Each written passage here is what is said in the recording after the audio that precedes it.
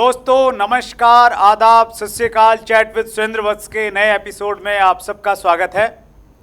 सबसे पहले आपका बहुत आभार जिस प्रकार से आपने अपने इस चैनल को अपना के इंडस्ट्री का सबसे बड़ा चैनल बनाया। और अगर कुछ लोगों ने अब तक भी इसको सब्सक्राइब नहीं किया है और वो वीडियो देख रहे हैं तो सबसे पहले काम यही करना है, सब्सक्राइब कीजिए, बेल आइकन दबा दीजिए ताकि मालूम चले कि कौन सा बड़ा लीडर अगले मंगलवार को आपसे मिलने वाला है। हम आपसे रिक्वेस्ट करते हैं कि किन लोगों से आप मिलना चाहते हैं उन लोगों के नाम नीचे कमेंट्स में डालिए और उन नामों को पढ़ते पढ़ते एक नाम के पास हम लोग पहुँचे, रुके और उनके बारे में जब हमने रिसर्च किया, उनके बारे में जब हमने जितनी ज़्यादा उसकी खोजबीन करने हम लोग लगे तो मैं पर्सनली अगर मैं बातचीत करूं तो मैं बिल्कुल एकदम उनका दीवाना हो गया। और मैं मुझे ये लगा कि सोशल मीडिया के आज के युग में भी जहां बहुत सारे लोगों को जानने लग गए हैं, लेकिन कुछ लोग ऐसे रहते हैं, वो कहावत हमने सुनी है ना कि दिए तले अंधेरा होता है, तो वो हमारे बहुत नज़दीक होते हैं लेकिन फिर भी हमारे से बहुत दूर होते हैं। तो पर्सनली मैं बहुत एक्साइटेड भी हूँ, बहुत इमोशनल भी हूँ। एक ऐसे व्यक्ति को आज हमने आमंत्रित किया है जिनको मैं अगर अपनी बात करूँ तो 1 महीने पहले मैं उनको बिल्कुल नहीं जानता था और अब की मैं बातचीत करूँ तो मैं ये मानता हूँ कि वो मेरे बहुत नज़दीक हैं। सो आइए मिलके हम स्वागत करते हैं digital network marketing coach Lalit Arora ji का। ललित जी बहुत बहुत स्वागत है chat with Surendra Vats. Thank you sir, thank you so much, thank you. आपको लगता है ऐसा कभी कि कुछ लोग ज़िंदगी में मिलते हैं और उनको मिलके ऐसा लगता है कि यार ऐसा है ही नहीं कि 1 महीने पुरानी मुलाकात है, ऐसा लगता है जैसे वर्षों से जानते हैं? सर मुझे ऐसा लगता है हम जिसको भी मिलते हैं कुछ ना कुछ पुराने जन्मों के हमारे लेन देन है, इसीलिए मिलते हैं। और जब हम मिलते हैं तो पुराने जन्मों के रिश्ते ताज़ा हो जाते हैं। जिस दिन पहली बार आपका कॉल आया, मैं एक मीटिंग में था और बहुत इंपॉर्टेंट मीटिंग में था और मेरे पास आपका नंबर सेव था। अच्छा, वाह। सुरेंद्र वत्स जी, मैं खड़ा हुआ और मैंने 40 मिनट आपसे बात की, मुझे अच्छे से याद है, बालकनी में खड़े होकर। और मुझे ऐसा लगा जैसे कोई बिछड़ा हुआ कोई भाई नहीं मिल जाता है, मुझे ऐसा महसूस हुआ। और ये बात सच है कि आज हम लोगों को तो अपने पिछले जन्म तो शायद याद नहीं है, कुछ भी नहीं याद, बट हमें ये पता है कि कुछ लोगों से मिलने के बाद दिल ऐसे जुड़ जाता है कि वहाँ मज़ा आ गया और उनमें से आप एक हैं। Thank you so much Lalit ji. Actually जितने भी लोगों को मैंने इनवाइट किया ना जी, तो उनमें से ज़्यादातर तो लोग ऐसे हैं जिनको मैं पहले से जानता इन द सेंस कि मैंने उनसे सीखा है या उनका मेरी ज़िंदगी में इन्फ्लुएंस रहा है। तो मेरा ड्रीम था कि यार उनको मैं बुलाऊं, उनको मैं सुनूं, उनके साथ में बैठ के बातचीत करूं। और वो सफ़र चलता रहा, फिर कुछ और ऐसे नाम आते चले गए। लेकिन आप इतना नज़दीक में रहते हैं और मैं बहुत ज़्यादा तो एक्टिव नहीं रहता सोशल मीडिया पे। ऑनेस्टली मैं बताऊं, मैं आपके बारे में बहुत ज़्यादा नहीं जानता था जी। लेकिन हमारे एक साथी हैं अजय शर्मा, तो नाम आपके कमेंट्स बॉक्स में आए, लेकिन चूँकि वो लिस्ट बहुत लंबी होती है तो उस प्रकार से ध्यान नहीं गया। तो अजय शर्मा ने बोला कि ललित अरोड़ा जी को आप बुलाइए, बहुत अच्छे इंसान हैं, बहुत अच्छे लीडर हैं। तो अजय शर्मा जो हैं वो खुद अच्छे स्पीकर हैं और वो इतने अच्छे स्पीकर हैं कि उनको जल्दी सी कोई दूसरा पसंद आता नहीं। तो मुझे लगा अजय शर्मा अगर रिकमेंड कर रहा है तो कुछ ना कुछ बात है। तो फिर मैंने आपसे बातचीत की, फिर हमारी मुलाकात हुई, तो ज़बरदस्त सर। और उसके बाद में जब आपका कमिंग सून का वीडियो आया जी, तो वो हमने चैनल पे डाला, उस पर जो कमेंट्स आए, मुझे ऐसा लगता है 250 से ज़्यादा उस पर कमेंट्स आए जी। और मैंने एक एक कमेंट को पढ़ा। वाह। और जितना मैं पढ़ता गया उतना मैं एक्साइटेड होता गया। मतलब आपसे मिलने की जो ललक थी ना वो और ज़्यादा तीव्र होती चली गई। सबसे पहले मैं कुछ कमेंट्स पढ़ के आपको सुनाता हूं। और सर इससे पहले आप कमेंट्स पढ़ें, आपका बहुत बहुत शुक्रिया कि आपने मुझे यहाँ बुलाया। और सबसे बड़ा शुक्रिया अजय शर्मा, अजय भाई बहुत बहुत शुक्रिया, आपकी वजह से आज ये कुर्सी पे बैठा हूँ। बहुत बहुत धन्यवाद कि आपने मुझे इस लायक समझा कि मुझे यहाँ बुलाया गया। Thank you so much. Thank you sir. और मैं भी अजय शर्मा द जोश मशीन का ही पहला कमेंट्स पढ़ता हूँ। उन्होंने लिखा है, ललित सर आप जैसा ऑनेस्ट लीडर मैंने आज तक नहीं देखा। इनामुल हुसैन लाइव लिखते हैं, my coach my mentor.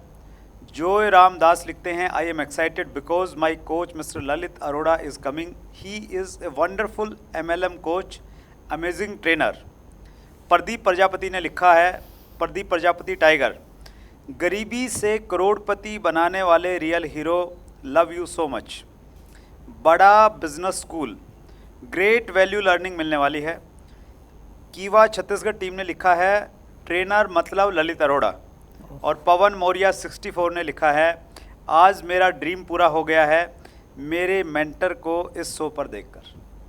Sir ये सब इन लोगों के इमोशंस हैं, इनका प्यार है, मैं नहीं जानता, बट मैं सिर्फ ये जानता हूँ सर कि 24 साल हो गए इस इंडस्ट्री में, और कोशिश सिर्फ ये है कि जो कुछ भी सीखा है, जो कुछ भी सीख रहा हूँ, उसको उसी रूप में लोगों को दे पाऊँ।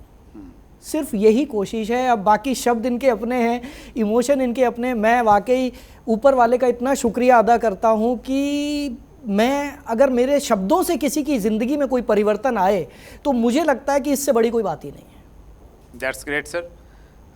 हम स्टार्ट करते हैं। और मेरी पर्सनली बहुत ज़्यादा जिज्ञासा है ये जानने की जी कि एक इतने अच्छे ट्रेनर जिनको लोग इतना प्यार कर रहे हैं, वो कहाँ पैदा हुए, कहाँ एजुकेशन हुई और अब तक का सफ़र कैसा रहा? जी सर, मेरा नाम ललित अरोड़ा है। मैं दिल्ली में पैदा हुआ। दिल्ली में त्रिनगर एक जगह है, वहाँ पर मेरे पिताजी ने किराए का मकान लिया था। मेरे पिताजी सरकारी नौकरी करते थे। और बहुत ही मुश्किल हालातों में हमारी एजुकेशन हुई। दिल्ली में पश्चिमपुरी में मेरा पालन पोषण हुआ। जनता फ्लैट में रहते थे, एक कमरे के घर में, लेकिन वही हमारा स्वर्ग था। बचपन से एक ही एजुकेशन मिली, बेटा पढ़ लिख और बाबू बन, पढ़ लिख और बाबू बन। मुझे लगता है कि दिन में शायद 8 से 10 बार तो यही बात सुनता था मम्मी डैडी से कि बेटा तूने अफसर बनना है, बेटा तूने अफसर बनना है। लेकिन ये जो बेटा था ना, ये कुछ सन की था। अच्छा। बचपन से मेरे को शौक एक्टिंग का। अच्छा, वाह। हमारे मोहल्ले में रामलीला होती थी तो बंदर बनने से शुरू किया था साहब। क्या बात है। तो मैं बंदर बनता था और कॉलेज के दिनों तक और उसके बाद तक भी मैं लक्ष्मण का रोल वहाँ तक करता रहा। और सिर्फ खून में एक्टिंग थी, एक्टर बनना, एक्टर। अच्छा, मेरे दोस्त भी मुझे चढ़ाएं, ललित तू एक्टर बन सकता है यार, तू एक्टर बन सकता है। अच्छा, हम भी वो फिर आमिर खान की फिल्में उस समय कयामत से क़यामत तक, और वैसे ही बैग पकड़ना और सारे स्टाइल वही साहब। लेकिन अब समझ ना आए एक्टर बनूंगा कैसे। ये बात है 1988 की, मैंने 10th क्लास पास की थी 1988 में। तो खैर जी, एक्टर कैसे बनूंगा, क्या होगा, घर वालों की डांट गालियां, पढ़ाई नहीं करता है, उनकी नज़र में एक्टिंग फालतू का काम था। राइट। रामलीला के जो हमारे डायरेक्टर थे वो मेरे पीछे पड़े रहते थे, ललित तू कुछ कर। लेकिन इन सब उधेड़ बुन में मुझे लगा यार पता नहीं क्या होगा। और 11वीं क्लास में मुझे ड्रीम शब्द पता नहीं था क्या होता है। मुझे कोई ट्रेनिंग नहीं पता थी। एक दिन घर वालों की डांट सुन के, मैं आज उनका शुक्रिया अदा करता हूँ, उनकी डांट सुन के मैं इतना चिढ़ गया। बंदा चिढ़ जाता है ना जब एक ही चीज को रिपीट किया जाए। मैं इतना चिढ़ गया, मैंने मंदिर में जाके कसम खाई जिंदगी में नौकरी नहीं करूंगा। अच्छा। बाप रे सर, मेरी बहुत पिटाई हुई। 11वीं क्लास में था मैं, बहुत पिटाई हुई मेरी। और बोले तू करेगा क्या, हमारे खानदान में किसी ने बिजनेस किया नहीं, हमारे पास पैसा नहीं है, तू करेगा तो करेगा क्या। मैंने कहा देखो पापा, सब्जी बेच लूंगा, अंडे बेच लूंगा, कुछ भी कर लूंगा, मैं नौकरी नहीं करने वाला, मुझे घर से निकाल दो। इतनी नफरत क्यों थी नौकरी से सर? क्यों थी सर? मुझे नफरत इसलिए थी क्योंकि मेरे खानदान में सभी नौकरी करने वाले हैं। इसका मतलब ये नहीं है खानदान वालों से नफरत करता हूँ, प्लीज बुरा नहीं मानना। लेकिन मैंने देखा कि मेरे जो खानदान के लोग हैं ज्यादातर गवर्नमेंट एम्प्लॉय थे। वो रिक्शे वाले से 2-2 रुपए के लिए बहस कर रहे हैं, वो आलू वाले से 5-5 रुपए के लिए बहस कर रहे हैं। अच्छा, मुझे ये सब पसंद नहीं था। राइट। मैं चाहता था यार, पता नहीं क्यों चाहता था, मैं भीड़ से अलग दिखना चाहता था बचपन से।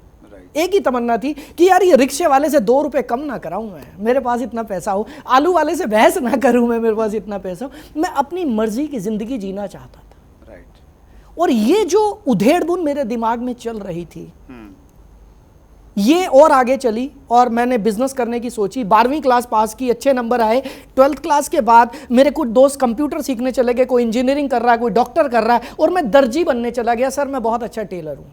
अच्छा, वाह, क्या बात है। जी, मैं बहुत अच्छा टेलर हूँ सर। और मैंने कटिंग टेलरिंग का डिप्लोमा किया, मैंने फैशन डिजाइनिंग किया। Professional tailor? Professional tailor sir, educated tailor? Educated नहीं, बस टेलर। अच्छा। और मैंने ग्रेजुएशन किया साथ साथ में। अच्छा। और दिल्ली में ज्वाला एडी में शिवम टेलर्स अभी भी होंगे शायद, वहां पर मैं प्रैक्टिस करता था, क्योंकि नौकरी नहीं करनी थी, ये कसम खाई थी, इसलिए तनख्वाह नहीं लेता था। अच्छा, बट प्रैक्टिस करता था वहाँ। सुबह जाकर झाड़ू लगाना और वहां से लेकर कटिंग करना, और रात को 10 बजे 11 बजे तक घर आना, और ये मेरा शेड्यूल रहता था सर। 3 साल मेरी ग्रेजुएशन चलती रही, साथ साथ बच्चों को ट्यूशन पढ़ाता था टाइम मिलने पर, साथ ही साथ अपना ये काम करता था। और 3 साल 1993 में मैंने अपनी फैक्ट्री लगाई दिल्ली में, माधीपुर एक जगह है वहाँ पर। और मेरी फैक्ट्री बहुत बढ़िया चली साहब, मज़ा आ गया। अच्छा, किस चीज़ की? पहले मैंने काज बटन की मशीनें लगाई, जुक्की की ब्रदर की मशीनें आती थी, काज बटन। अच्छा। एक्सपोर्टर सारे माल देते थे हमारे को, काज बटन करते थे हम लोग, दिन रात 24 घंटे काम चलता था। उसके बाद मैंने अपना फैब्रिकेशन यूनिट लगाया, कमीजें सिलते थे हम, शर्ट्स। अच्छा। और मैं बहुत अच्छा डिज़ाइनर था, मेरे कपड़े बहुत पसंद करते थे लोग। और एक बार एक बसंत एक्सपोर्ट था ब्रिटेनिया पर, ब्रिटेनिया चौक पर। राइट। उनको बड़ा पसंद आया मेरा माल, उन्होंने मेरे माल को एक्सपोर्ट करने का प्लान बनाया, मुझे बहुत बड़ा ऑर्डर दिया, इधर उधर से पैसा इकट्ठा करके ऑर्डर बनाया। और वो मेरी ज़िंदगी का लास्ट ऑर्डर था, क्योंकि मेरे को पेमेंट नहीं मिली, मेरा पैसा डूब गया और रातों रात मैं फुटपाथ पर। अब ज़िंदगी में 2 रास्ते फिर से। ललित क्या करेगा? नौकरी मिल जाएगी, बीकॉम किया था अकाउंट्स में, कहीं ना कहीं यार दोस्त रिश्तेदार पापा लगवा देंगे, नहीं, नौकरी नहीं करनी है। अच्छा। उसके बाद साहब मेरा दोस्त है विजय, उसके ट्रक थे, तो मैं ट्रक पर हेल्पर बन गया। अच्छा, क्या बात है, फैक्ट्री चला रहे थे, ट्रक पे हेल्पर बन गए फिर जाके? जी सर। अच्छा सर, काम मैंने कभी कोई छोटा नहीं समझा। मेरी जिंदगी का पता नहीं, परमात्मा ने ही कुछ ऐसा दिया कि मैंने कभी किसी चीज को करने से पहले सोचा नहीं कि ये छोटा बड़ा, क्या छोटा बड़ा, काम तो काम है अगर ईमानदारी से किया जाए। तो मैं हेल्पर बन गया ट्रक पर। हेल्पर बनते बनते मेरा जो काम था वहाँ पर वो ये था, हेल्परी का काम नहीं था, मेरा काम था रात को ड्राइवर चोरी करते थे माल। अबोहर से हमारा माल भरता था, पंजाब से हैदराबाद जाता था। मेरे दोस्त ने बोला ललित ड्राइवर माल चोरी करते हैं, तू हेल्पर बन के बैठ जा, तू, तेरा काम है रात को जागना और माल चोरी ना हो। यहाँ से शुरू किया, मैं ड्राइवर भी बन गया धीरे धीरे, ड्राइवरों से दोस्ती करके मैंने ट्रक भी चलाया। बाद में लगा ये मेरे बस का काम नहीं है, बड़ा मुश्किल काम है, मैंने उस काम को छोड़ दिया। अच्छा। उसके बाद मैं इंटीरियर डिज़ाइनर बना, मैंने डिप्लोमा किया इंटीरियर डिज़ाइनिंग का। अच्छा। उसके बाद मैं मॉडल बना, अंबुजा सीमेंट की मेरी ऐड काफ़ी आती रही, हिंदी में, पंजाबी में, टीवी पर। उसके बाद बड़े सारे काम किए सब, मैं क्या क्या गिनवाऊँ। ये जो आप कारपेट देख रहे हो ये भी लगाता था मैं, ये फॉल सीलिंग देख रहे हो ये भी करना जानता हूँ मैं। तो लाइफ में बड़े सारे काम किए और मुझे नहीं पता वो मेरी एज कैसे बीती। जिस एज में मेरे दोस्त अपनी गर्लफ्रेंड्स के साथ घूमते थे, जिस एज में मेरे दोस्त कॉलेज जाते थे, मस्ती करते थे, फिल्में देखते थे, उस एज में मैं या तो कपड़े सिल रहा होता था या मैं किसी के घर पे पेंट कर रहा होता था। और मेरे पूरे खानदान ने बोल दिया था ये लड़का किसी काम का नहीं है। क्या है ये? कोई हमारे कुछ लोग हमारे परिवार में बहुत अच्छे पढ़ाई लिखाई करके अच्छी जगहों पर लग रहे थे, और ये लड़का कभी तो घरों में पेंट करता है, ये कभी कपड़े सिलता है, ये कभी ड्राइवर बन जाता है, ये पागल हो गया है। ये घोषित हो चुका था, ये पागल हो गया है। लेकिन सर ऊपर वाले का, परम पिता परमात्मा का ऐसा आशीर्वाद हुआ, 1997 में मुझे पहली बार नेटवर्क मार्केटिंग का प्लान देखने को मिला। अच्छा। मेरे अपलाइन मेरे क्लासमेट ही थे, मिस्टर अनिल मल्होत्रा, जिनको मैं गुरु भी बोलता हूँ इस इंडस्ट्री को दिखाने वाले, वो ही थे मिस्टर अनिल मल्होत्रा। उन्होंने मुझे ये प्लान दिखाया 1997 में, और तब से लेकर आज तक 2021 हो गया है, इसी इंडस्ट्री में जी रहे हैं, इसी इंडस्ट्री में मर रहे हैं, इसी में खा रहे हैं, इसी में पी रहे हैं। वंडरफुल, बहुत इंटरेस्टिंग है सर आपकी जर्नी एक्चुअली। जी। और उससे बहुत कुछ सीखा जा सकता है। जी सर। वंडरफुल सर, आगे बढ़ते हैं। कुछ क्वेश्चंस मैंने प्रिपेयर किए हैं। पहला प्रश्न है, चूंकि आप डिजिटल नेटवर्क मार्केटिंग कोच हैं और कोविड के बाद में चीज़ें बहुत तेज़ी के साथ में बदली हैं, तो उसी से संबंधित मेरा प्रश्न है, कोविड के बाद डायरेक्ट सेलर को अपने तरीके में क्या क्या बदलाव लाने चाहिए? साहब मैं तो कहता हूँ कोविड ने सब कुछ ही बदल दिया। अभी मदान साहब को सुन रहा था मैं, मदान साहब ने यहाँ तक बता दिया, हाथ धोना सिखाया किसने? कोविड ने हाथ धोना सिखा दिया। तो सर कोविड तो कुछ ना कुछ रीज़न है जो आया है, ये कोई बीमारी नहीं है, ये ऊपर वाला कोई मैसेज देना चाहता है, वो कुछ सिखाना चाहता है, अगर हम सही से पकड़ पाए तो। तो जिस दिन मोदी जी ने अनाउंस किया, शायद 22 मार्च था, मैं आसाम की फ्लाइट पकड़ के एक दिन पहले आया था, 22 मार्च को रात को 9 बजे मैं टीवी देख रहा था, मोदी जी ने अनाउंस किया लॉकडाउन।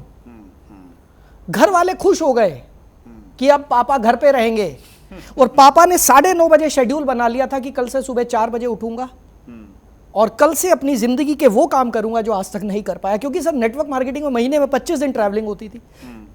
Right, true. अगले दिन सुबह उठकर मैंने किताब लिखनी शुरू कर दी। क्या बात है, very next day? Very next day sir, क्योंकि कल तो आता ही नहीं है ना, आएगा ही नहीं। वहीं पे शेड्यूल बन गया। भागवत गीता नहीं पढ़ी जिंदगी में, वो पढ़नी है सुबह उठ के 4 बजे उठ के। किताब में जिंदगी में नहीं लिख पाया, वो करना है। मैंने लोगों के लिए कुछ करना है। मैं इतना ट्रैवलिंग करता हूं, मुझे 22 साल हो गए, 22.5 साल हो गए थे तब तक, पिछले साल 2020 की बात है। मैं कुछ ऐसा करना चाहता था कि मैं लोगों की सेवा कर सकूं इस इंडस्ट्री में। मैं क्या था? मैं तो एक दर्जी था। मैं क्या था? मैं तो एक ड्राइवर था। और आज उस ड्राइवर के पास अपनी गाड़ी है, आज उस ड्राइवर के पास अपना बड़ा सा घर है। तो कहां से आया? नेटवर्क मार्केटिंग इंडस्ट्री से आया। और मैं ऐसा आदमी तो नहीं हो सकता ना जो सिर्फ लेता ही रहे। वाह, देना भी तो बनता है सर। तो मैंने ये सोचा कि अब देने की बारी आ गई। और उस समय पर मैंने डिजिटल नेटवर्क मार्केटिंग की स्थापना की अपने दिमाग में। क्योंकि कोई भी चीज पहले तो दिमाग में ही कंसीव होती है, ऑन पेपर तो बाद में आएगी। और सर मैं, यकीन मानिए, आपको शायद ये बात बड़ी लगेगी, पिछले साल मार्च और अभी आज की डेट 28 अगस्त 2021, सर मैं 16 घंटे एक ही कुर्सी पे बैठा हूं। अच्छा, क्या बात है। वो आदमी जो महीने में 25 दिन कभी फ्लाइट में, कभी ट्रेन में, कभी बस में, कभी रिक्शा में, travel travel travel travel travel, network marketing network marketing, वो आदमी बैठ गया और वो बैठ के लिख रहा है, वो बैठ के वीडियो बना रहा, जो काम कभी नहीं किए थे। लेकिन सर ऊपर वाले के आशीर्वाद से इस यात्रा में एक ऐसी चीज बनकर आ गई, क्योंकि मेरे को एक चीज समझ में आई कि जब हर चीज डिजिटल हो रही है, राइट, तो नेटवर्क मार्केटिंग क्यों नहीं? बहुत सही। और कोविड ने हमें यह सिखा दिया कि यह बिजनेस घर में बैठ के भी हो सकता है। और सर हो रहा है। तो कुछ डायरेक्ट सेलर हैं सर जो पुराने तरीके से काम कर रहे हैं जी, वो शायद उस प्रकार से अडोप्ट नहीं कर पा रहे हैं जी। तो उनके लिए क्या संदेश है? सर लोगों ने स्टीम इंजन को भी अडॉप्ट नहीं किया था, लोगों ने प्रेशर कुकर को भी अडॉप्ट नहीं किया था, गैस पेट में चली जाएगी, लोगों ने सिलेंडर को भी अडॉप्ट नहीं किया था। कर लेंगे वो भी, जब उनको समझ में आएगा। मेरे जितने स्टूडेंट्स हैं आज की डेट में, वो सब ये कहते हैं सर, हमारे अपलाइन बोलते हैं ये यूट्यूब से कोई फायदा नहीं होने वाला, आप माल बेचो, अपनी टीम बनाओ, ये फेसबुक से कोई फायदा नहीं होने वाला। लेकिन मैं यही कहता हूं, वो सही कह रहे हैं अपनी जगह पर, वो हमारे बुजुर्गों की तरह रिएक्ट कर रहे हैं। क्योंकि मेरे पिताजी को भी आज तक समझ में नहीं आता कि यूट्यूब से पैसा आता कहां से। सेम वे वो हमारे बुजुर्ग हो गए, पुराने तरीके से काम कर रहे हैं, सीख जाएंगे थोड़े समय में, 2-3 साल में, जब उनको दिखाई देगा कि जो लोग डिजिटल हो गए वो बहुत तेजी से आगे बढ़ गए, जो डिजिटल नहीं हुए वो थोड़ा धीरे चल रहे हैं, तो वो भी धीरे धीरे सर टाइम लगता है। That's great sir. चूंकि आप चीज़ों को ऊपर से देखते हैं और एज ए ट्रेनर आप बहुत सारे लोगों के संपर्क में रहते हैं, 24 साल का आपका तजुर्बा है सर, हिंदुस्तान में आप डायरेक्ट सेलिंग का भविष्य क्या देखते हैं? ओ हो सर, मेरे दिल का सवाल पूछ लिया आप सर। मैं सच बताऊं, डायरेक्ट सेलिंग भारत में शुरू ही नहीं हुई सर। अच्छा सर, शुरू नहीं हुई है अभी तक, तो शुरू नहीं हुई। अगले 5-10 साल में शुरू हो जाए तो शायद हो जाए, अभी तक शुरू नहीं हुई सर। अगर हम दूसरे देशों की टर्नओवर से भारत की टर्नओवर का तुलना करते हैं तो वत्स साहब आप जानते हैं कि हम कहां पर हैं, हमारी आबादी कहां पर है। 140 करोड़ तो कागजों में है, और 10-20 करोड़ तो जब कागज बन रहे होंगे तो वो घूम रहे होंगे, पक्की बात है।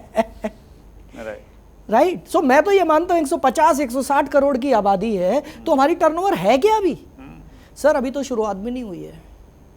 और मेरे को बहुत सारे लोग ये सवाल पूछते हैं, ललित जी सैचुरेशन, तो मैं बोलता हूं भाई साहब, आज से 150-200 साल बाद मेरी अगली पीढ़ियों से पूछना, तब ये सवाल करना कि नेटवर्क मार्केटिंग में सैचुरेशन तो नहीं आ रहा है। अभी तो शुरू ही नहीं हुआ, सैचुरेशन आएगा कहां से?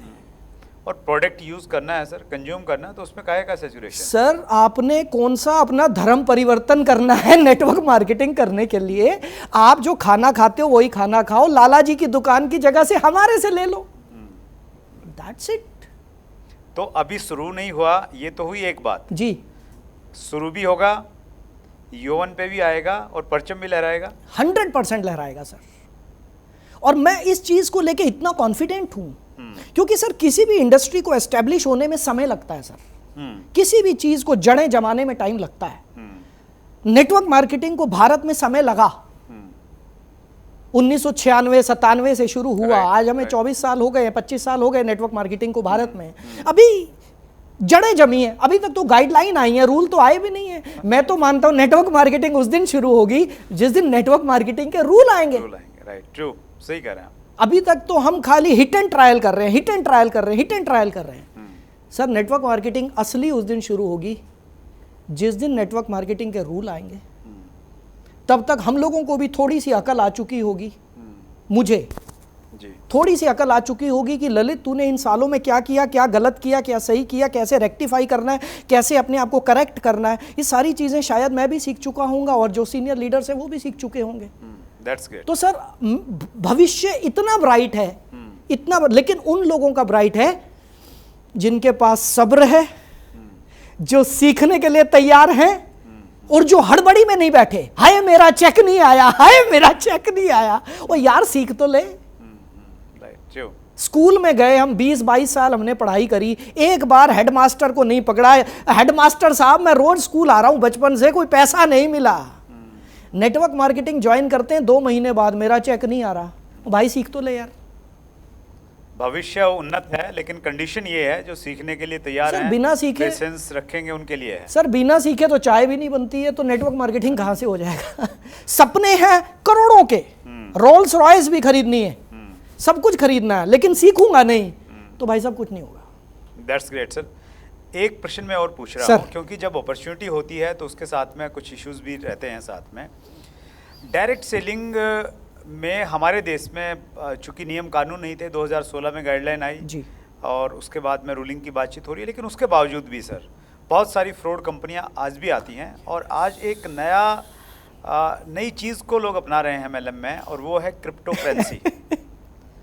हमारे पास में बहुत सारे क्वेश्चंस आ रहे हैं व्यूअर्स की तरफ से। फला कंपनी जो है MLM में है और वो क्रिप्टो सर मेरे पास भी रोज बड़े सवाल आते हैं, आज आपके प्लेटफॉर्म पर शायद मैं इसका जवाब दे पाऊं।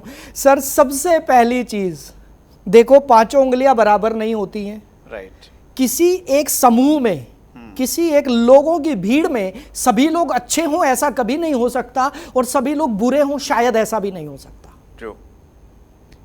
क्योंकि भारत में अभी तक नेटवर्क मार्केटिंग के रूल्स नहीं है, तो इस चीज का फायदा बहुत लोग उठा रहे हैं, बहुत लोग उठा रहे हैं।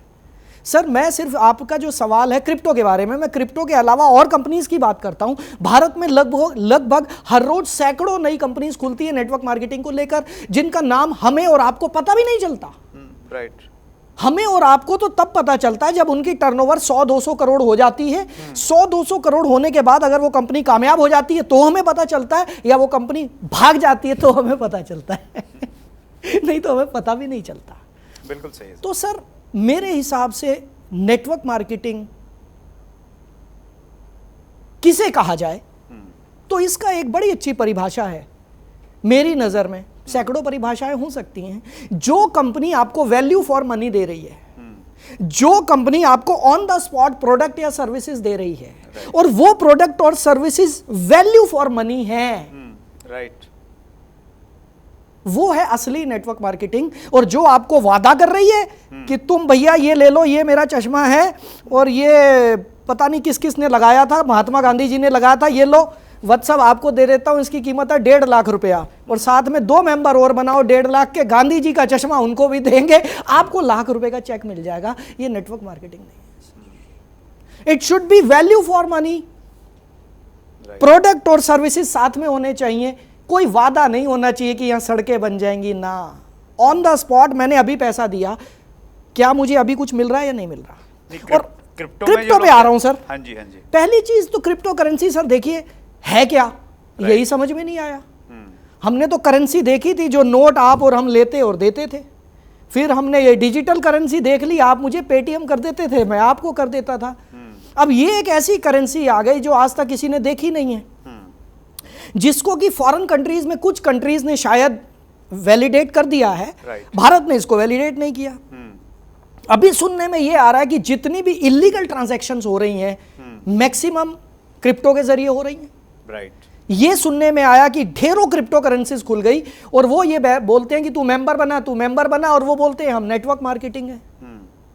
और वो नेटवर्क मार्केटिंग क्या है, वो 200-400-500 करोड़ रुपए इकट्ठा करते हैं साइड पे, रातों रात पोर्टल बंद होता है। उसका होता क्या है, क्रिप्टो करेंसी का भारत में कौन सा ऑफिस है सर, बता सकते हैं वत्स साहब, आप कहीं को देखा हो? वो ऑफिस तो छोड़ो सर, ये नहीं मालूम चलता बहुत बार तो, जैसे हम लोग बिटकॉइन की बात करते हैं जो सबसे पुरानी करेंसी है, तो उसका फाउंडर कौन है ये नहीं मालूम? सर मालूम हो ही नहीं सकता। जिस चीज का कोई ऑफिस नहीं, जिसको कोई हम टच नहीं कर सकते, जिसको वैलिडेट करने के लिए सरकार की कोई एजेंसी नहीं है। आज नेटवर्क मार्केटिंग को वैलिडेट करने के लिए, इसको रेगुलेट करने के लिए भारत सरकार ने कंज्यूमर अफेयर्स डिपार्टमेंट के अंदर इसको डाला है, राइट सर, जिसके यहां से गाइडलाइन आई है। आज इंश्योरेंस को वैलिडेट करने के लिए IRDA है। हर एक किसी न किसी सिस्टम को कंट्रोल करने के लिए कोई ना कोई सरकारी एजेंसी है, लेकिन ये एकमात्र ऐसी चीज है जिसको लेकर कोई सरकारी एजेंसी अभी तक तो नहीं बनी है। अब जो चीज एग्जिस्टेंस में ही नहीं है, मैं उसका बिजनेस कैसे कर लूंगा sir? Right, true. So it is till date, जब तक भारत सरकार क्रिप्टो करेंसी को मान्यता नहीं दे देती, तब तक ये पूरे तरीके से इलीगल है मेरी नजर। नहीं, अगर हम लोग ये मानते हैं सर, जी। मान्यता मिल गई जी मान्यता मिलने के बावजूद जी। ये तो करेंसी है, तो ये MLM का प्रोडक्ट कैसे बन सकती है? सर देखिए, करेंसी बिल्कुल ठीक कह रहे हैं, फिर ये मनी सर्कुलेशन बन जाएगा। हाँ, और महाराष्ट्र गवर्नमेंट की जो गाइडलाइन जी। है उनमें तो एक नेगेटिव प्रोडक्ट लिस्ट डाली लिस्ट आ हुई चुकी है, है, और उस yes। लिस्ट में ये है कि आप फॉरेक्स ट्रेडिंग नहीं कर सकते, किसी प्रकार से इस प्रकार से नहीं कर सकते हैं जी। तो मैं अगर ये मान लूँ कि भाई कल को क्रिप्टो को इंडिया में मान्यता मिल जाती है, तो उसके बावजूद भी MLM मॉडल में इसको शामिल करना क्या आप सही मानते हैं? सर मैं सबसे बड़ी बात वही है, प्रोडक्ट और services. What is your product? मेरा प्रोडक्ट पैसा कैसे हो सकता है? मैं आपको पैसा दे रहा हूं और आप मुझे पैसा दे रहे हैं। It will be a money circulation. Right. पैसा घुमाया जा रहा है, टोपियां घुमाई जा रही हैं, बेटा मेंबर बनाई जा, तेरा चेक लाखों का आएगा, फेसबुक पे डालेंगे और भी फंसेंगे। यही तो हो रहा है सर। तो ये संदेश है उन सभी के लिए जो कहीं ना कहीं इस लालच में आ रहे हैं या इस अट्रैक्शन में हैं जी जी जी कि भाई हमें बहुत कुछ मिल जाएगा जी। लेकिन लालच की तो प्रवृत्ति है ना ललित जी? सर प्रवृत्ति तो हम सबकी है। देखिए, हर आदमी रातों रात करोड़पति बनना चाहता है, रातों रात। हर आदमी तो शायद मैंने गलत बोल दिया, मैक्सिमम लोग, है ना, मेहनत करने वाले कम हैं, रातों रात करोड़पति बनना चाहते हैं। और ऐसे लोगों को जब प्लान दिखाया जाता है, ये देख 2 4 6 8 और ये क्रिप्टो घूमा और ये डिजिटल करेंसी घूमी और ये तेरा 10 करोड़, ये तेरा 20 करोड़, ये देख बंदे ने कार खरीदी, ये देख ये देख ये देख, वो बंदा कहता है वाह, वो तो मुंह बंद नहीं कर पाता। उसके बाद पैसे हो तो हो, नहीं हो तो जेवर बेचेगा, मकान बेचेगा, जमीनें बेचेगा, लगा देगा क्रिप्टो पे, लगा देगा कुछ ऐसी कंपनियों में जिनका कोई एग्जिस्टेंस ही नहीं है, और उसके बाद फेसबुक पर लिखेगा क्या? मैं बर्बाद हो गया। किस वजह से? नेटवर्क मार्केटिंग की वजह से। ओ मेरे भाई, पहचान तो लो what is network marketing. That's great sir, आपने बहुत डिटेल में जानकारी जी दे दी। और हमारा मकसद यही रहता है सर कि जो कन्फ्यूजन्स हैं वो कन्फ्यूजन कहीं ना कहीं लोगों के दूर हों और लोग सही और गलत डायरेक्ट सेलिंग में फर्क पैदा कर पाएं। जी सर, यहां पर 1 मिनट आपको रोकना चाहूंगा, प्लीज। क्योंकि इस टॉपिक पर मैं ज्यादा बोलना चाहता हूं, क्योंकि लोग फंस रहे हैं। Right sir. और फंस वो लोग रहे हैं जो सीधे साधे लोग हैं, वो लोग ज्यादा फंस रहे हैं। Right. यहां पर फ्रेंड्स मैं आप सबको बता देना चाहता हूं कि जब आप आलू खरीदने जाते हो ना, 2-3 दुकानों से पूछ लेते हो भाई रेट क्या है, सब्जी के रेट पूछ लेते हो, लेकिन जब कोई नेटवर्क मार्केटिंग कंपनी आपको मिलती है ना, आप 2-3 कंपनियां ट्राई नहीं करते, आप रिसर्च नहीं करते, आप एक ही आदमी की बात को मान लेते हैं, हाँ इसने बोला 1 करोड़ आएगा तो आएगा। भाई साहब, 1 रुपया इन्वेस्ट करने से पहले भी रिसर्च कर लेना, रिसर्च कर लेना। गूगल आपकी जेब में है, यूट्यूब आपकी जेब में है। किस तरह की कंपनियां भारत में लीगल है और किस तरह की कंपनियां लीगल नहीं है, कृपया करके मेरा निवेदन है, क्योंकि हम लोगों की आधी जिंदगी नेटवर्क मार्केटिंग में बीत चुकी है और अगली आधी बीतेगी। तो ऐसे में मैं अपने परिवार को बदनाम होते हुए नहीं देख सकता। सो प्लीज मेरा रिक्वेस्ट है, आप अपने लालच में आकर मेरे पैसा इतना गुना हो जाएगा, आप गलत कंपनियों में ना फंसे sir, please. That's great, super sir, thank you so much, thank you so much Lalit sir. Viewers के कुछ क्वेश्चंस हैं सर, जी सर। वो मैं लेना चाहूँगा।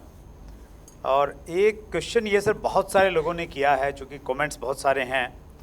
संदीप सर्वज्ञम ने भी किया है, मिशन 100 करोड़ ने भी किया, और भी बहुत सारे लोगों ने किया है। आपने अपनी पुरानी कंपनी, जी, इन्होंने शॉर्ट में उसको नाम लिखा है SV, किस वजह से छोड़ी? सर दुखती रग पे हाथ रख दिया है। अब आपके सामने बैठा हूं, मैंने नहीं रखा सर। आपके सामने बैठा हूं सर।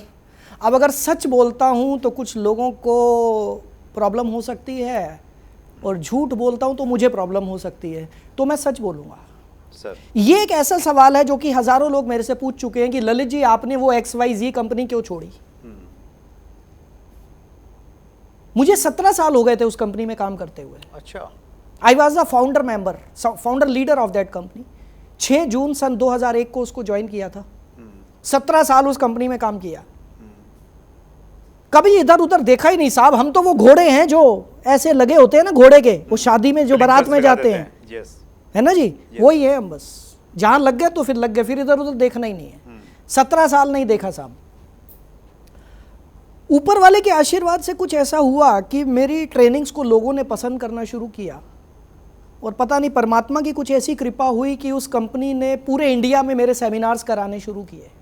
जो मेरी टीम्स थी वहां तो मेरे सेमिनार्स होते ही थे, जो बाकी की टीम्स थी वहां भी सब जगह मेरे ही सेमिनार्स होते थे। पता नहीं प्रभु की क्या कृपा थी। तो धीरे धीरे करके मैं माहौल देखने लगा कि कुछ कंट्रोवर्सीज आने लगी हैं सर। पॉलिटिक्स तो आप जानते हैं, एक घर में 5 भाई हो वहां भी पॉलिटिक्स होती है। इतनी बड़ी कंपनी में पॉलिटिक्स ना हो, ऐसा कैसे हो सकता है। राइट। तो सच ही बोलना पड़ेगा मुझे, आपके सामने बैठा हूं। कुछ पॉलिटिक्स होने लगी मेरे अगेंस्ट। ओके। और पॉलिटिक्स इस लेवल की होने लगी कि अब मेरे को बर्दाश्त नहीं हुई। अच्छा। कुछ लोगों से कंप्लेंट करवाई गई मेरे अगेंस्ट कि ललित अरोड़ा पैसा लेके भाग गया, कुछ इधर उधर की कुछ भी, so many things you know, बदनाम करने के लिए। जिसको देखकर मुझे लगा यार 17 साल काम किया, 17 साल के बाद आज मेरी कंप्लेंट्स हो रही हैं। वो व्यक्ति जिसने 17 साल में एक क्रॉस स्पॉन्सरिंग नहीं की। सर आप क्रॉस स्पॉन्सरिंग तो जानते हो। सर उस कंपनी में 30 लाख लोग थे, शायद ही कोई ऐसा आदमी हो जिसको मैंने ट्रेन ना किया हो। लेकिन आज तक 17 साल में रिकॉर्ड था, किसी एक आदमी को अपने नीचे ज्वाइन नहीं कराया। दिन में 50 फोन आते थे, ललित सर अपनी टीम में करा लो। नो, मैं अपने एथिक्स और वैल्यूज पर टिका रहा, क्योंकि मुझे मेरे गुरु की एक बात पता है। मेरे गुरु हुजूर गरीब निवास किले वाले महाराज जी, वो एक ही बात बोलते थे, सिर्फ एक बात बोलते थे कि बेटा अपने असूलों पे टिके रहो, अपने धर्म पे टिके रहो। राइट। सब कुछ मिलेगा जिंदगी में। और जब मैंने देखा कि इतनी पॉलिटिक्स हो गई, अब मेरे सामने 2 रास्ते थे। या तो मैं अपना 90% टाइम उस पॉलिटिक्स को सॉल्व करने में लगाऊं, नहीं मैंने ऐसा नहीं किया, ये नहीं किया, वो नहीं किया, या फिर मैं हाथ जोड़ दूं और कुछ नया शुरू। और मुझे इशारा मिल गया था साहब, सच बताऊं, ये तो कहने की बातें हैं, क्यों छोड़ी क्या छोड़ी। सारी चीज़ें हमारी ज़िंदगी में प्रभु ने लिखी है, ऊपर वाले ने लिखी है, परम पिता परमात्मा ने लिखी है। और मैं तो कहता हूँ ये मेरी ज़िंदगी का एक मोड़ था, टर्निंग पॉइंट था। राइट। मैं जो करना चाहता था, आज जिस वजह से मैं आपके सामने इस कुर्सी पर बैठा हूं, सर ये कुर्सी बहुत मायने रखती है मेरे लिए। सर बहुत मायने रखती है। और शायद ये मेरी ज़िंदगी में जो घटनाएं हुई, इन घटनाओं की वजह से यहाँ पर पहुँचा। सिर्फ इतनी सी बात थी। कंपनी बहुत बढ़िया है, लोग बहुत बढ़िया है, वक्त और हालात कुछ बदल जाते हैं, वक्त और हालात कुछ परिवर्तन चाहते हैं हमारी ज़िंदगी में, तो ये परिवर्तन हो जाता है। That's great. बिल्कुल ठीक है सर, आपने बिल्कुल बहुत ईमानदारी से जवाब जी दिया सर, इसका। मैंने कोशिश की कि मैं सच बोलूं। That's great. अगला प्रश्न मैं ले रहा हूं सर। ये प्रश्न है विजय कुमार गोपे का। डिजिटल नेटवर्क मार्केटिंग कैसे करें, टिप्स दीजिए सर जी प्लीज। वाह विजय कुमार गोपे जी, आपने इतना बड़ा सवाल पूछ लिया जिसकी ट्रेनिंग मैं 1 महीने में देता हूं। मैं वत्स साहब के सामने कैसे सिखा दूं यार। पर भाई आपने पूछा तो मुझे जवाब तो देना ही पड़ेगा, है ना। नहीं तो आप कहोगे ललित अरोड़ा आया भी और जवाब भी नहीं दिया। तो सबसे पहले हमें यह समझना होगा कि what is digital network marketing. पहले तो इसका मतलब समझ लेते हैं, इसको करेंगे बाद में। देखिए नेटवर्क मार्केटिंग हम पिछले 24 साल से करते आए हैं भारत में। नेटवर्क मार्केटिंग के बेसिक क्या हैं? लिस्ट बनाइए, प्रॉस्पेक्टिंग करिए, इनवाइट करिए, प्लान शो करिए, फीडबैक करिए, राइट। ये सब इसके बेसिक्स हैं। अब इन्हीं बेसिक्स को आज के युग में हम डिजिटली कैसे करें? अच्छा, ओके सर देखो, क्रिकेट तो क्रिकेट ही रहेगा। एक बंदा बॉल फेंकेगा, एक बंदा बैट से मारेगा, 11 बंदे पकड़ेंगे। यही क्रिकेट है। लेकिन पहले टेस्ट मैच होते थे, अब 2020 हो गए, और आगे मुझे लगता है 5-5 भी हो जाएंगे, राइट।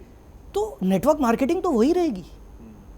काम करने का तरीका बदल गया, युग बदल गया, कोविड आ गया, घरों में बैठे हैं, तो नेटवर्क मार्केटिंग तो करना है। तो नेटवर्क मार्केटिंग क्या, डिजिटल नेटवर्क मार्केटिंग क्या? आप जो भी काम करते थे ना पहले, वही काम करने, डिजिटली करने हैं। अच्छा।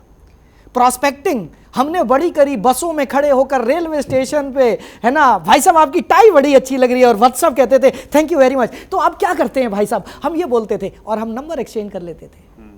बहुत किया। लेकिन अब टाई की तारीफ करूं कैसे, लोग तो घरों में बंद हैं। तो अब हमने तारीफ करने के तरीके ढूंढे, डिजिटल। ओके। और आपके आशीर्वाद से, ऊपर वाले के आशीर्वाद से, मैंने कई महीने लगाकर एक नया फार्मूला तैयार किया जिसका नाम है ब्लू ओशियन प्रोस्पेक्टिंग। हाँ राइट, ये बहुत सारे लोगों के कमेंट्स हैं इस पे भी। अच्छा, क्या इसको है कमेंट ब्लू? से। सर ब्लू ओशियन प्रोस्पेक्टिंग क्या है कि भाई प्रोस्पेक्टिंग कैसे करें? अब हर आदमी मेरे से यही सवाल पूछता है, सर फेसबुक पे लीड तो आती हैं बट वो लीड क्लोज नहीं होती हैं। राइट। तो भाई साहब लीड क्लोज कैसे होंगी? सबसे पहले कोई यारी दोस्ती। आज सुरेंद्र वत्स जी ने ललित अरोड़ा को क्यों बुलाया? कहीं ना कहीं से नाम सुना। उसके बाद एक बार फोन पे बात हुई, आपको तसल्ली हुई हाँ बंदा इस लायक शायद है कि इसको बुला लिया जाए। उसके बाद एक मुलाकात हुई, आपको लगा कि हाँ ये बंदा बुला, ट्रस्ट बिल्डिंग। इसको ऑनलाइन हम कैसे कर सकते हैं? अच्छा। सो ब्लू ओशियन प्रोस्पेक्टिंग में सर मैंने 3 चीजों पर काम किया है। पहले स्ट्रेंजर्स को हम कैसे उनके साथ कम्युनिकेशन कर सकते हैं। अब स्ट्रेंजर्स कितने हैं? मैं ये कहता हूं कि भारत में 140 करोड़ लोग हमारे लिए स्ट्रेंजर हैं, क्योंकि मेरी लिस्ट में तो 200 ही नाम है। 140 करोड़ लोग स्ट्रेंजर हैं। अब उनको अपनी लिस्ट में कैसे लाऊं? अब वो लिस्ट में आने के बाद भी ज्वाइन तो करेंगे नहीं, क्योंकि लिस्ट तो मुझे डायरेक्टरी उठा लेता हूं, वही लिस्ट है। उसके बाद मैं ऐसा क्या करूं कि वो मुझे पहचाने, मेरी ट्रस्ट बिल्डिंग हो, मेरा रैपो बने। रैपो बनने के बाद मुझे उनका टेस्ट पता चले, और टेस्ट पता चलने के बाद जब वो मेरे ऊपर विश्वास करने लग जाए, तब मैं उन्हें नेटवर्क मार्केटिंग में लेकर आऊं। ये है ब्लू ओशियन प्रोस्पेक्टिंग। तो ये आपने इसका एक मॉडल बनाया है सर? पूरा मॉडल है, पूरा फॉर्मूला है। ये 5 दिन की वर्कशॉप है, 5 दिन 1-1 घंटा हर रोज देता हूं मैं। अच्छा। और प्रैक्टिकल वर्कशॉप है, बिल्कुल इसमें कोई मोटिवेशन नहीं होता, सिर्फ टेक्निकल चीजें होती है। कई सॉफ्टवेयर सिखाता हूं मैं, और पूरे तरीके से प्रैक्टिकल है। और इसमें 3 चीजें हैं, लीड जनरेशन, लीड कहां से जनरेट करनी है, लीड नर्चरिंग, लीड को नर्चर कैसे करना है, और लीड क्लोजिंग, कि उसको क्लोज कैसे करना है। तो ये पेड प्रोग्राम है सर? ये पेड प्रोग्राम सर। पेड क्या है वत्स साहब, मैं इसकी कीमत 5,000 रखना चाहता था। देखो जी, पैसा तो कमाना है ना, है ना सर। 5,000 रखना चाहता था, मेरी मार्केटिंग टीम अड़ गई, नहीं ललित जी 5,000 ज्यादा हो जाएगा। मैंने कहा फिर फ्री कर दो। राइट भाई मैं तो यही कर सकता हूँ, फ्री कर दो, थोड़ा टाइम फ्री चलाते हैं। फिर वो बोले नहीं, फ्री में जो लोग आते हैं ना वो मस्ती बहुत करते हैं, कुछ ना कुछ जेब से जब तक लगे नहीं ना, तो वो गुरु दक्षिणा कुछ ना कुछ होनी चाहिए। तो हमने 99 रुपीज़ रख दिए सर इसके। अच्छा, वाह। सिर्फ 99 रुपीज़। और वो इसलिए रख दिए कि सीरियस लोग आए बस। तो ये है। और हाँ, आपके सवाल का जवाब, डिजिटल नेटवर्क मार्केटिंग, जब आप प्रोस्पेक्टिंग डिजिटली करें, जब आप इनविटेशन डिजिटली करें, जब आप प्रेजेंटेशन डिजिटली करें, जब आप फॉलोअप डिजिटली करें, जब आप फॉलोअप के बाद उनकी बेसिक ट्रेनिंग डिजिटली करें, और जब आप अपनी पूरी टीम को डिजिटली हैंडल करें, that is digital network marketing. उसके लिए भी कुछ मॉडल है सर? सर बहुत सारे मॉडल्स हैं मेरे। 7 कोर्सेज मैंने बनाए हुए हैं। ओके। 7 कोर्सेज हैं इन्हीं चीज़ों को लेकर, डिजिटल नेटवर्क मार्केटिंग को लेकर, जो कि आपके आशीर्वाद से, ऊपर वाले के आशीर्वाद से बहुत अच्छा रिस्पांस आ रहा है, लोग बहुत पसंद कर रहे हैं, और पूरे भारत में मैं इसका प्रचार कर रहा हूं सर। नहीं, ये मेरे लिए भी बहुत एक जिज्ञासा का विषय। एक्चुअली हम पुराने जमाने के जेलर हैं, तो हमने तो वो रजिस्टर भरे हुए हैं लिस्ट मेकिंग के, और वो फॉलोअप किट तैयार कर करके लोगों को डिलीवर की हुई हैं। जी जी जी। तो ये हमारे लिए भी बहुत इंटरेस्टिंग है जानने के लिए। जी। तो ये जो आपका मॉडल है सर डिजिटल एजुकेशन का, तो ये एक तो हो गया आपका ब्लू ओशन प्रोस्पेक्टिंग, एक तो ये मॉडल हो गया। उसके बाद दूसरा मॉडल कौन सा है सर? पहला मॉडल है ब्लू ओशन प्रोस्पेक्टिंग, जो कि बिल्कुल गेटवे है, पहला स्टेप है अगर आप डिजिटल होना चाहते हैं उसका। उसके बाद आपको लगता है हाँ ये कदम मैंने सही रखा, ये एजुकेशन मुझे अच्छी मिली, ये एजुकेशन मेरे फायदे के लिए है, फिर आप दूसरा कदम रखते हैं। और दूसरा कदम मेरे पास है डिजिटल नेटवर्क मार्केटिंग ब्लूप्रिंट, मेरे 7 कोर्सेज का बंडल है। अच्छा, उसको हम देते हैं लोगों को। उसमें क्या क्या सर? उसमें digital list building blueprint, digital invitation blueprint, digital presentation blueprint, digital sales closing blueprint, objection handling blueprint, digital prospecting blueprint, ये पूरे 7 कोर्सेज हैं। तो डिजिटली पेमेंट कितनी देनी पड़ती है उसके लिए? हाँ, पेमेंट तो डिजिटली लेते हैं सर, क्योंकि हम आपसे कैश नहीं ले पाएंगे सर। इसका मैं सच बताऊं, आप हंसेंगे भी मेरी बात पर, इस कोर्स की जो हमने वैल्यू रखी थी 80,000 रुपये रखी थी। अच्छा। मैं बड़ा खुश हुआ था, मुझे लग रहा था यार ललित तू तो रातों रात करोड़पति हो जाएगा। 80,000 रुपये के कोर्स कीमत तो रख दी सर मार्केटिंग टीम ने। फिर जब मैंने देखा कि नहीं यार, मैं जिन लोगों तक पहुंचना चाहता हूं, अगर 80,000 रखूंगा तो मैं उनके साथ जस्टिस नहीं कर पाऊंगा। राइट। मैंने इसकी कीमत रखी 7,999 प्लस GST। अच्छा 7,999 प्लस जीएसटी।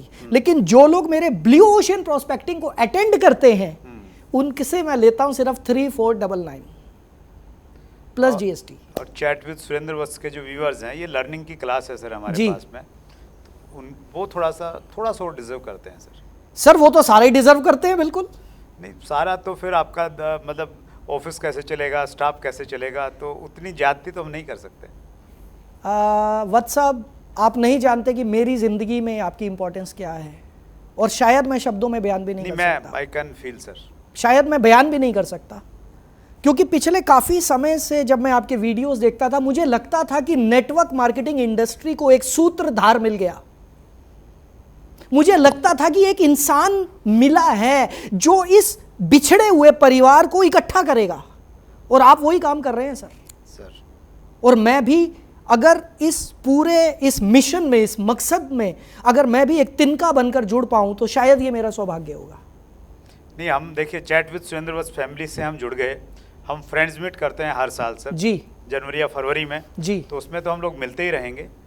लेकिन ये जो हमारी क्लास है लर्नर्स की स्पेशली, हमने क्या किया है ललित सर, स्टार्टिंग में हमारा मकसद था कि हम सब लोगों को इकट्ठा लेके आएँ, सारी डायरेक्ट सेलिंग कंपनी एक साथ हो, एक यूनिटी हम लोगों की दिखे जी। तो आगे जैसे जैसे चीज़ें बढ़ती गई, कमेंट्स आते गए, मार्केट का सिनेरियो हम देखते गए, तो एक चीज़ महसूस हुई कि हमारी इंडस्ट्री में मोटिवेशन बहुत है, एजुकेशन बहुत कम है।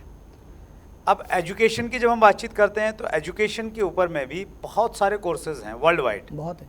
तो अब उन कोर्सेज में से फिर आदमी कंफ्यूज है कि भाई वो क्या ले क्या नहीं ले।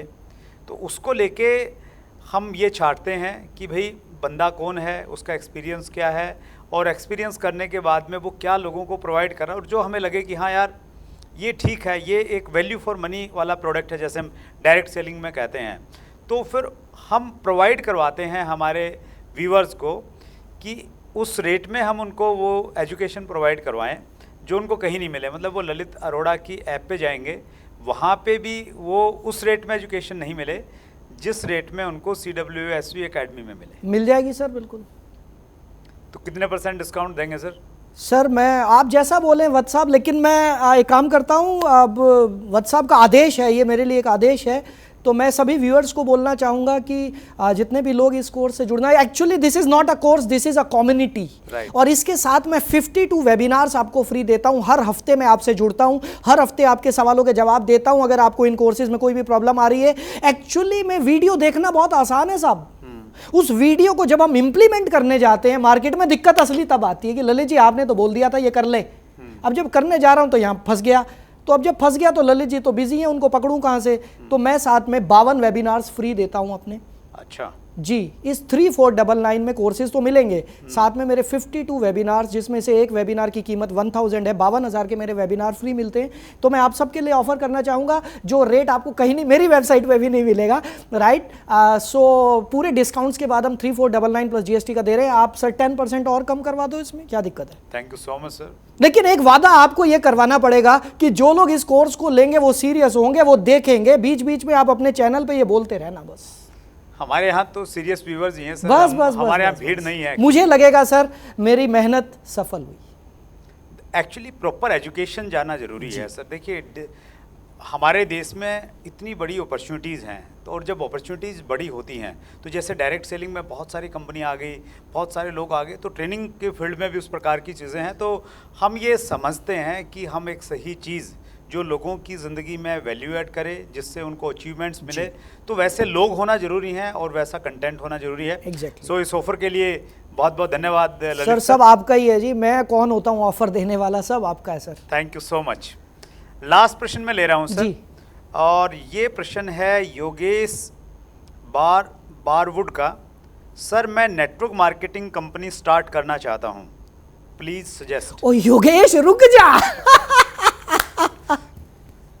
मैं सच बताऊं सुरेंद्र जी, मैं अक्सर ऐसा बोलता हूं, जिससे दुश्मनी निकालनी हो उसको बोलो कंपनी खोल ले, और वो भी नेटवर्क मार्केटिंग। हर एक ईंट को ये लगता है कि दीवार मेरे ऊपर टिकी हुई है, हर एक ईंट को यह महसूस होता है कि दीवार मेरे ऊपर टिकी हुई है, और जब उस ईंट को निकाल दिया जाता तो दीवार को इतना सा भी फर्क नहीं पड़ता, हवा और आनी शुरू हो जाती है।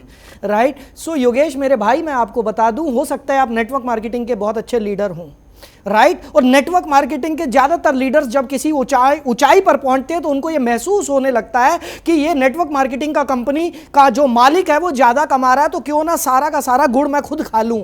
तो मेरे भाई, हम लोग हैं लीडर, हमें है सिर्फ बोलने की आदत, हमने बोलने का ही पैसा खाया है, हमें मैनेजमेंट का नहीं पता, हमें अकाउंटेंसी का नहीं पता, हमें लॉजिस्टिक्स का नहीं पता। आज से 3 साल पहले साहब, जब मैंने कंपनी छोड़ी तो मेरे को बहुत सारे लोग आए, ललित अपनी कंपनी खोल ले, कितना पैसा चाहिए, 5 करोड़ 10 करोड़। मैंने कहा जी ये रे हाथ।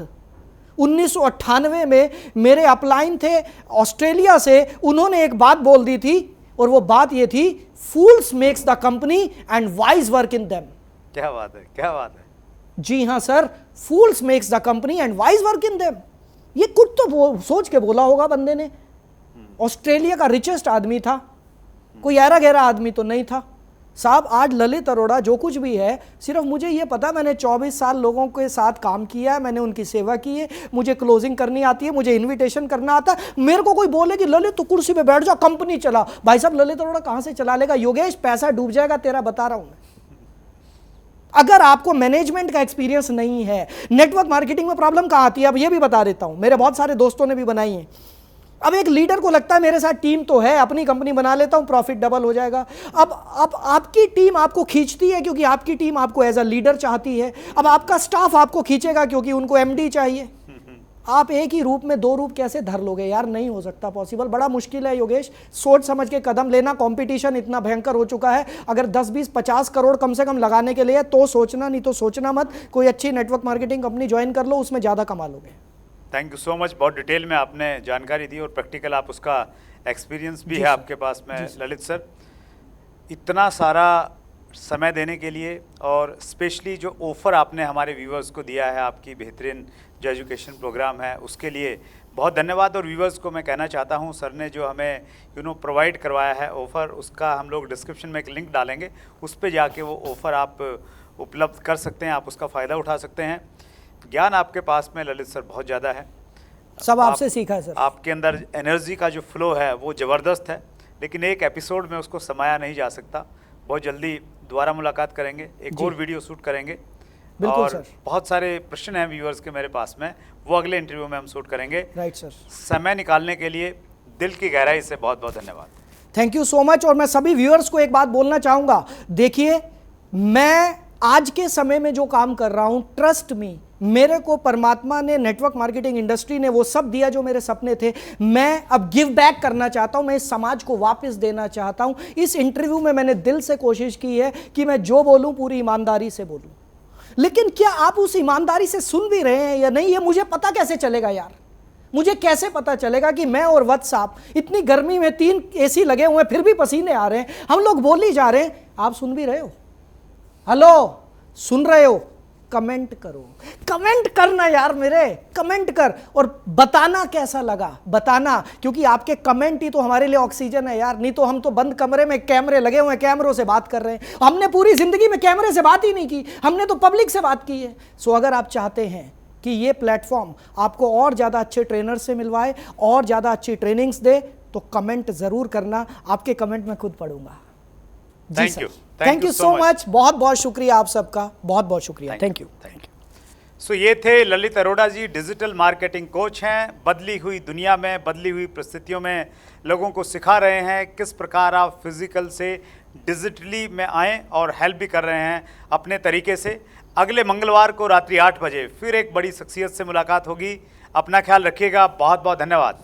अगर आपने अभी तक chat with Surendra Vats channel को सब्सक्राइब नहीं किया है तो अभी सब्सक्राइब करें और बेल आइकन दबाना ना भूलें, जिससे आपको आने वाली सभी वीडियोस की अपडेट सबसे पहले मिले और हमारी किसी वीडियो को मिस ना करें। वीडियो को ज्यादा से ज्यादा शेयर और लाइक करके अपना प्यार जरूर दें।